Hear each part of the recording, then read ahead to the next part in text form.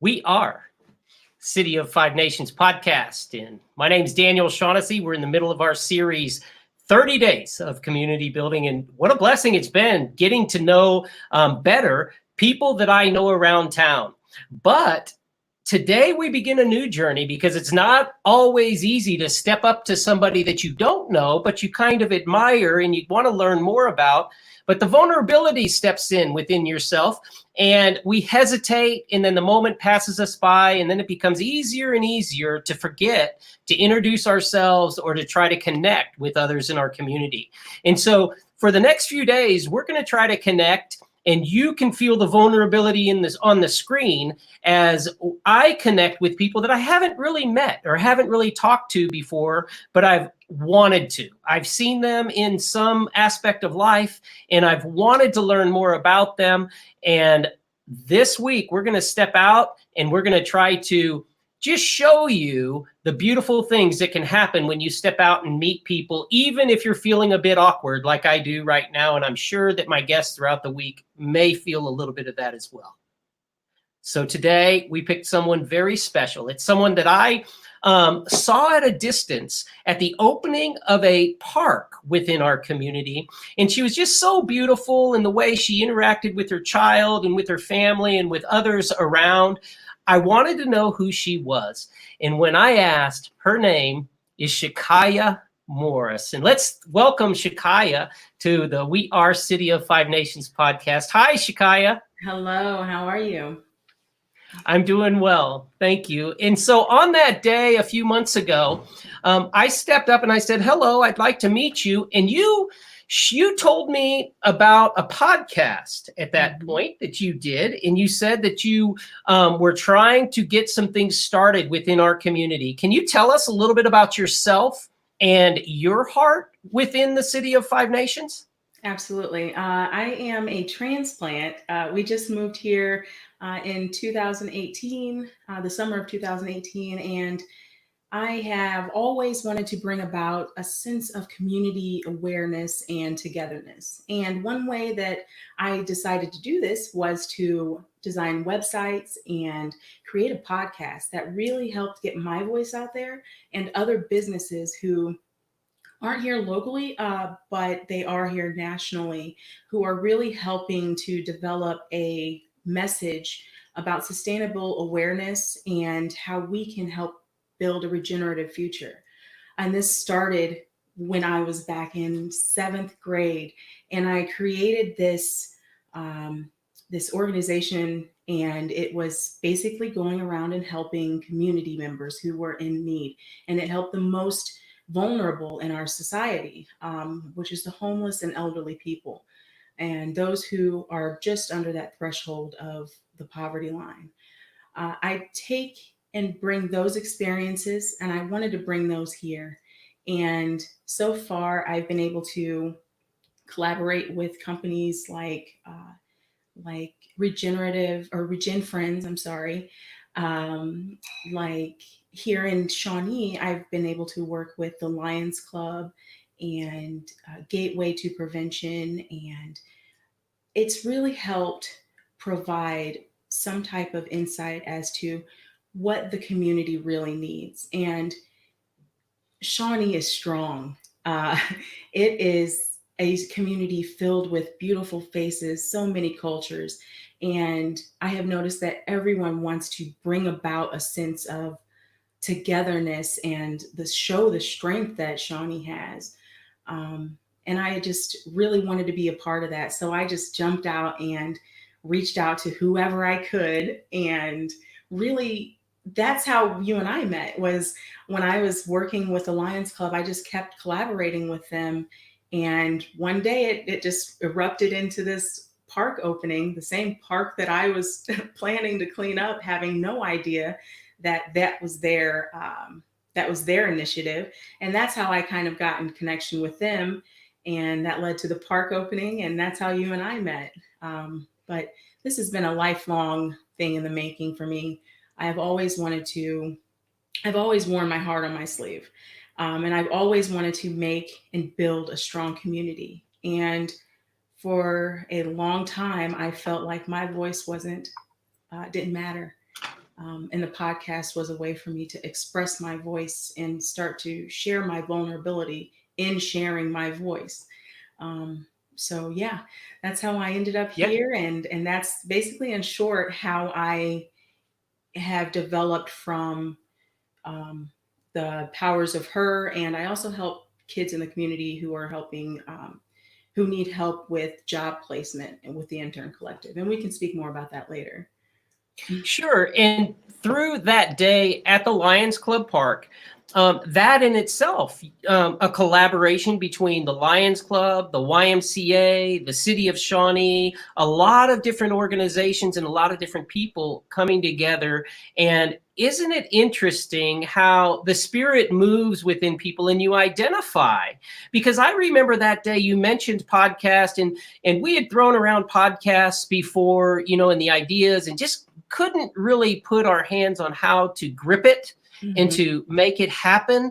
And even with meeting you and the loving spirit that you exude, it was a part in leading to this podcast, which is another offshoot of things in which you impact. And talk about that a little bit, ShaKiya, in the sense of so often people feel powerless or like their voice is not heard.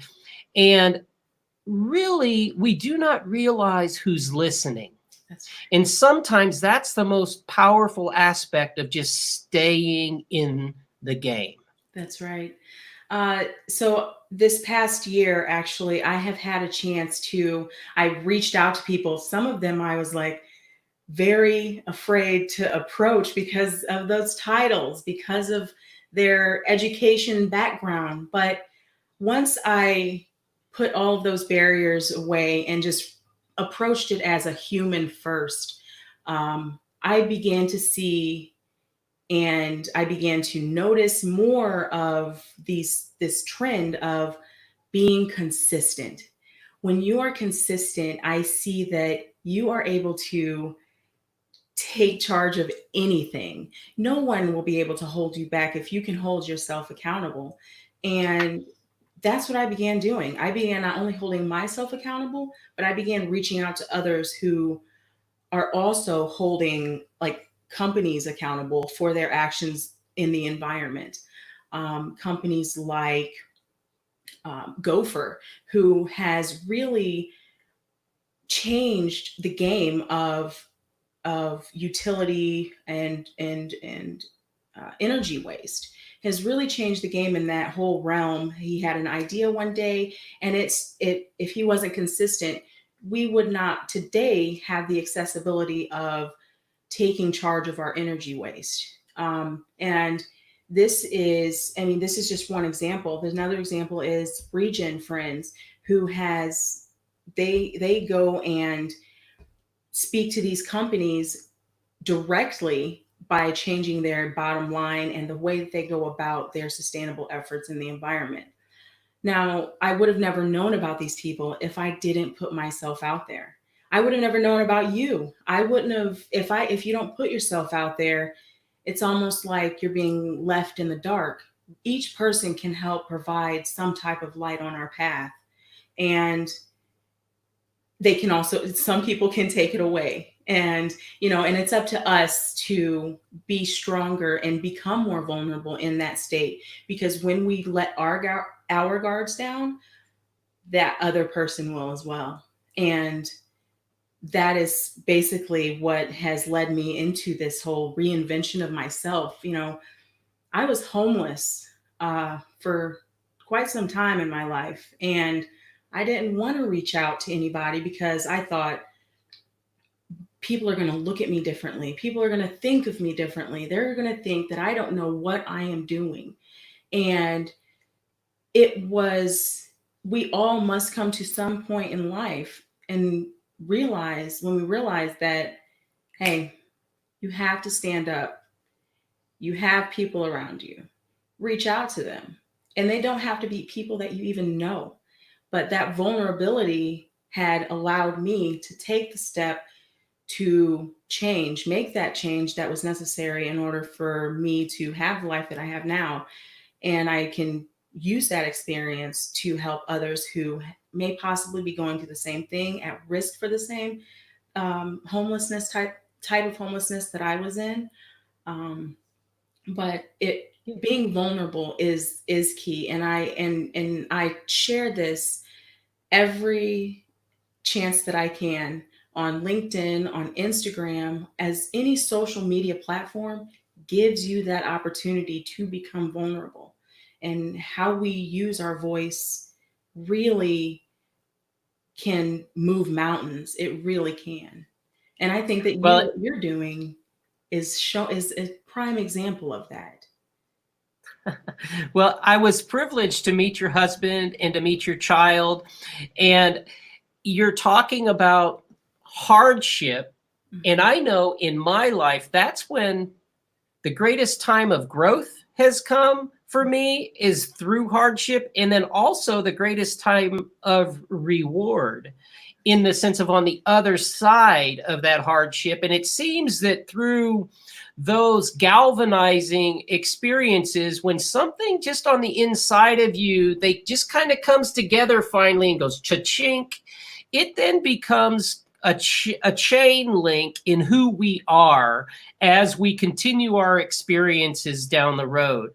And you had mentioned, and what I have noticed is the success that Sha'Kiya Morris has had. The powers of her website was the first place that I went after we met, and you told me a little bit about it. And I thought, she's a very smart lady. I don't quite get what she's talking about. And so as we pull up your website, I would like for you to share a little bit about the bio ideas and how you're trying to make life better for generations to come. Absolutely. So the powers of her is a creative umbrella that I've created that encompasses everything that we could do to encourage green and biophilic communities. And that involves every type of fundamental value that is part of the United Nations Sustainable Development Goals of 2030. Okay. And this is to create about a social awareness. I want to really hit hard on the indigenous communities and raising awareness for how we can bring back their traditional cultures and Mhm. traditional values and incorporate that into our modern societies. Because if you native cultures have an understanding about the world that I think that others can learn from, other cultures, other modern society. Mhm. So Agreed. the powers of her is just to bring about community awareness and community building through collaborations and strategic solutions. And what that means Okay. is I can go into a business meeting and provide creative solutions to their most difficult problems. Um, Basically, thinking outside the circle, because in a business it does involve a circle of people in order to be successful, and not it's not a box at that point. Um, Yeah. we I think it's just a different way to approach the traditional community building formats. Okay. And so I notice, can you see your website as we scroll through it? Can you see it on your screen? I do see it, yes. Okay. So earth friendly community building, I believe, is what you were describing. But I also had noticed, if we can scroll and I can see the top again. Um, I also noticed, let's go over to the blog. And on the blog, you had a couple of stories that acquainted me with kind of your thought process. And the first one there was the zero waste 10 or zero waste X. And that made me begin to realize that you were all about taking care of those things that we discard. that everything has probably another potential use. And then I saw the mommy in you, Sha'Kiya, because you were talking about the cardboard playhouse and kids being able to have fun. And as I perused then, as we go back to the website, as I perused a little bit back to that home page, and on the bottom of the home page, it says something like, next page, let's go, I'm sorry, let's bring to the original page. It said something like, a better future for those who are coming after us. And it's down here, and it's almost like your tagline right by your head. It is encouraging future generations to become more than they could ever imagine. And that's where I connected with you, ShaKiya. Right there is the encouragement aspect of human beings, first of all, but then the encouragement aspect of those who generally don't realize the power in which they walk. And they just need to be encouraged that they can accomplish anything as long as they put into place what you talked about, being consistent. Mm-hmm. I would like to know, as a mother, how important is it to you that your child feel that your child feel the empowerment of being able to accomplish whatever they were designed to accomplish? So my son's I have an 11-year-old and a 2-year-old. And okay. My son is he's been doing online schooling, and it's allowed me to see ways that he's struggled, and basically learn to hone in on those and encourage him more on the dynamics of education. I really want them to express and show the world their gifts and what they're amazing at, and what makes them amazing humans. So one way that I do this is I take them out in nature. I show them that we can rebuild and remake things out of items that we already have. We don't need to have an excess of items, because in this world, we are producing so many more materials than we are actually needing to use. So I want to encourage them to become part of their environment instead of being in their environment. Oh, wow. And that's the type of that's the type of message that I really want to share with children. I wrote a children's book, The Adventures of Ben and Rugby. And this is accepting change. Even though you can't see change, it's there. And when it happens, we have to learn how to accept it. And I think children are the most vulnerable in not understanding how to accept change. And that's the overall message, is to understand change. Because to become part of your environment, you have to understand the change, just like the leaves on a tree.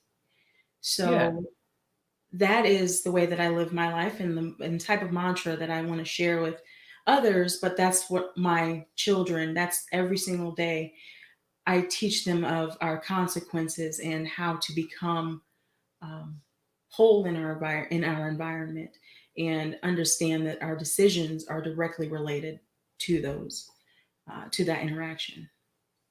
It is so interesting as we do watch the change throughout nature and throughout the seasons as the leaves come and they go. And right now we're in that change from, it seems like everything brown, which has a beauty within itself. But then there is just something in that early sunrise, on the early sunlight, when it hits the green now and it just pops like, wow, I've never seen this before. But it is just so wonderful how there's that example of change all around us. And many years ago, we began saying, together we build community, one season at a time, because each season does really bring something new. And as we talked about those chains, or the links in a chain that create who we are, as we're children, we're putting more of those chains together. And then as we transition into adulthood, a lot of who we are is pretty strong on the inside of us. And we then are resistant, perhaps, to something being different around us. As you work with children, and then you also work with adults through this process of bioregeneration, or forgive me if I don't know the terms properly, but that you get it. Mm-hmm. How is it different, and how is your message different with the adults that you work with? The adults, it is almost having an awakening. It's a realization that our consequence or our decisions have created such consequences that our children are going to have to deal with. And I basically approach it as such. Sometimes we need to understand the severity of our own decisions in order to understand which way we should, which way we should decide to go. And that's when one way that you can do that is making that other person vulnerable. We're circling right back. If you are in a business meeting and you need to get a proper, something as serious as this around, an approach needs to be vulnerability. Show them that you can be vulnerable. They will then express their vulnerability. You can come to some type of a ground. But I express the same type of a message to adults that I do children. And it's again with consistency, but it's also with collaboration, because the adults need to be able to understand and collaborate successfully with children and with younger generations, because those are the ones who we are making decisions for today. And if we don't acknowledge that, real change won't be made. So what I'm hearing you say is something that's very difficult to do in many cases, in the sense of, because the way of our makeup and the environment has formed us in our decision-making processes and how we view different things, we feel like in many cases, well, this is the way you need to do it if you want it to change or you want it to be successful. And we have a hard time realizing that just because it works for us doesn't mean that it works for someone else. So in the vulnerability definition of what you're describing, does that come into play in the sense of, perhaps I'm not right, but I'd like to share this, or I perhaps may not fully understand where you're coming from because I have a very clear picture of how it should work out? Right. So I would present it with multiple options. That way you can see what the mindset of the individual is. If you can see by 3 different questions or 3 different types of scenarios, you can figure out what type of person this individual is. Then you would change your approach. I would change my approach. I would change my demeanor, and my voice would even change, because some people, alphas, require stern, blunt direction. You have the betas who are kind of shy and like, okay, I'll take it with a fine grain of salt. I'm interested. And then you have the outsider who really is the creative thinker of the group. They've been basically like a wallflower, if you will. They've been able to see both perspectives, and that's mainly the type of direction that you'd want to go, because they're obviously on that person's team for a reason. I would start creating some type of a dialogue that would describe the 3 different ways, and it would be maybe a kind way, a green way. One would be more strategic and analytical, and then another one would be human-based, and that would be, how are you going to interact with or with this person, product, or some type of interaction, engagement, and then I would go about it that way, versus it's this way or no way at all. Okay. All right. So I want to play a game. I'm a game player. And we talked earlier in the week in order to get ready to just set a date and be able to come onto this podcast. You had not heard really about what we did, and then you said, okay, let me look at what you do. So then I sent you a link and you said, okay, I'm already there. And you looked. So Mhm. now I want you to give me an example of your way of approaching somebody with questions that might be tough to ask, because I'm sure there were things that you found were like, they could do this better, or why aren't they doing that? Or what about this? Okay, so let's play that game. I'm that guy you're trying to figure out, but you're trying to help. And let's just go through this real quick, just for a few minutes. Okay, So so it's now your podcast. Here you go. okay, so um, well, I would need a problem to approach. So But I I was really didn't see hoping, a problem. Sha'Kiya. Huh? Oh, okay. I was hoping you saw a problem. I really That didn't needed see a fixing. problem with anything of any of your content at all. So in your case, I would go. So the more stern way would be this. So you need to basically increase your appearance, your interactions on Instagram, on LinkedIn, on Twitter, and Pinterest even. I know a lot of people are like, oh, why Pinterest? Pinterest is a quick 2-second thing that somebody can allow, like somebody can look at your information and instantly want to go to your community building series. So Okay. that would be, I would recommend that you do that today, and that you will see an increase of maybe 1,500 people a day on your of traffic on your website, on your Instagram, Mhm. on anything that you choose to use most of your time on. And I would suggest going into a schedule, sign somebody up who's good at social media management. There you go. Um, Okay. that would be a more like a more direct approach. Straightforward. That's Yeah. that's like, okay, you need to do this today, and if not, you're losing out on a whole nother audience that you could have Okay. audience to. Um, Fair.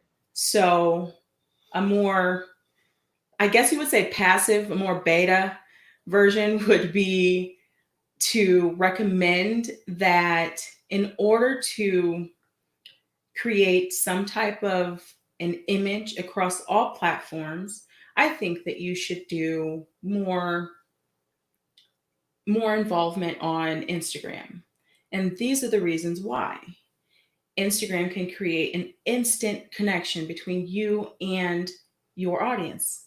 You can then collect all of your audience members into a whole group, and then those people are now friends. We can create new communication techniques and greater engagement for your company and for your series. And then the Very most good. creative one would be if you have access to web design and graphic design, even gaming. You do series on gaming, and you can do series on. I'm just giving different like suggestions now. Wallflower. Different series on gaming, on how you collect different people from the community to speak to. We're just trying to think of ways to get people more engaged with your series, right? So let's just Yeah. go about different ways that we can create it. So we can do podcasts, we can do marketing. Let's do some advertisements. Yeah. It's That's just right. things like that can almost, you're basically going for the same thing in every single one. You're going to increase your audience, you're going to go through some type of social media engagement, but it involves the same thing every time. So it just depends on who I'm speaking to, and you first get that type of demeanor and that tone over the phone. You want to set up a meeting with somebody, speak to them on the phone first, because you have more of a chance of understanding that personality type through their Mhm. voice. Like Well, you are very friendly, but I can tell you're an alpha. that's just because of my high forehead.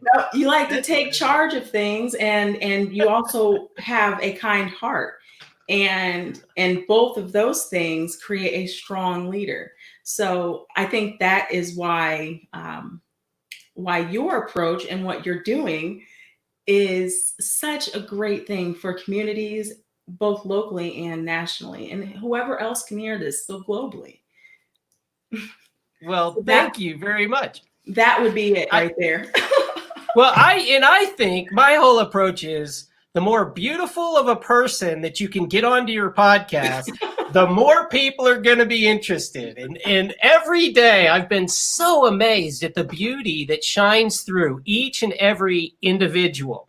And I've learned something new, even from people who I know pretty well, just by having a conversation like this, because whether we want to admit it or not, just to come on a platform like this in which you are on a window to the world, you feel a little bit vulnerable. And in that vulnerability, I think it's proving your point that we all have a deeper honesty, perhaps, than what we want to walk around the office with or we want to walk through the day. I recall walking through life with a very stern look on my face. And it wasn't really because I was stern, because I think you're right. I've been created with a kind heart, but it was more of a protectionism. And I didn't even know that I was putting that off. And so when we can come together, even on a digital platform like this, and ShaKiya, you and I can get to know each other a little bit better, we do grow closer, I believe, as a community. And I think that that is really at the core of what I would say back to you is, in defense of how we do what we do, is that, what? The connections are where the beauty really becomes sunrises within each of our souls. And that is really what we're looking for, is to make everyone feel that way in different and new connections that we all can make. Because in a community, we spend 85% of our time within 10 miles of our own home. So why can't we have sunrises all throughout the day rather than at just 6:52 a.m. when most of us miss it anyway? That's right. That's beautiful. That's beautiful. The power of we. That's right. And I want to emphasize, because I've gotten confused a little bit, and I've Googled the power of her, and I was like, wait, I know I was there. You have to put the S on that. It's the powers of her. And so make sure that you put the S when you go and you search for Sha'Kiya Morris. And ShaKiya, thank you very much for taking some time from your day. I know that we snuck it in between your 2-year-old's nap, and we appreciate it. We know how tough it can be to be a mom. Thank you. I really appreciate you giving me the opportunity and the chance. You guys can head over to Instagram also at The Powers of Her. I'm on there daily. We love it. Thank you very much, and we hope that you have a wonderful rest of your day. Thank you, you too, Daniel. Bye. We'll see you again soon. Sha'Kiya Morris, the powers of her, just somebody that I ran into at the park one day, and I admired the look, I admired the energy in which she and her family were walking, and it's been a pleasure to get to know her a little bit more today. And I hope that these next few days really help you to feel a little bit more vulnerable and a little bit more secure in your vulnerability, to step out and introduce yourself perhaps to people that you've thought you'd like to meet, but you just haven't been able to do that. And tomorrow we'll have another example with that. Senator James Lankford, we invited onto the show, and he has graciously accepted. And tomorrow at 10 a.m., we'll spend about 15, 20 minutes with James. James, of course, we know spends most of his time now in Washington, but he's very much plugged in here as our state senator for the state of Oklahoma.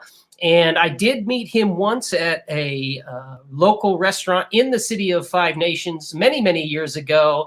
And I'm anxious to see if he remembers that. We won't know until he comes on tomorrow, but we hope that you join us as we talk to Senator James Lankford tomorrow at 10 a.m.